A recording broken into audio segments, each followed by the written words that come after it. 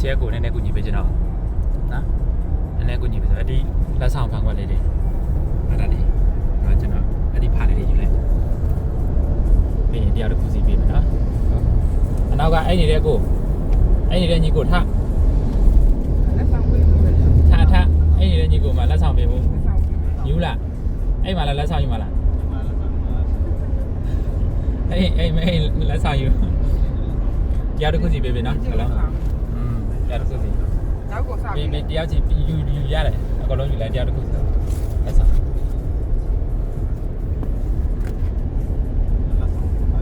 ကိုသားကြီးလက်ဆောင်ကျလက်ဆောင်ကိုသားကြီးကစီးတဲ့သူတွေအတွက်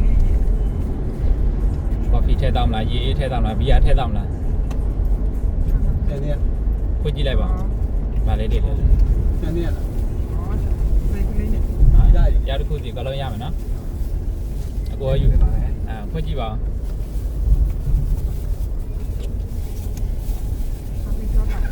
ကော်ဖီထည့်တောင်းကိုကဘီယာထည့်တောင်းမ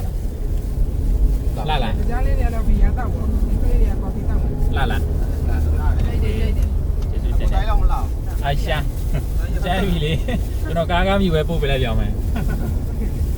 ဟုတ်တယ်ကိုသားကြီးလာလို့ကိုသားကြီးရဲ့ဖန်ခွက်လာတာနော်အဲ့လိုမျိုးဖြစ်အောင်ဒီနေ့လဲကျွန်တော် line ပေါ်မှာလဲ100လက်ဆောင်ပေးရတယ်ဖန်ခွက်အေး100လူကြီး100ဒုတိယအကြိမ်ဖန်ခွက်လေးလာနော်โอเคကျေးဇူးတင်ပါတယ်လက်ဆောင်လက်ခံရယူပေးတဲ့အတွက်နောက်ထပ်ခီးတဲ့တွေလည်းကျွန်တော်တောင်းမယ်ဆိုရင်အဲ့လိုမျိုးလက်ဆောင်တွေပေးမှာ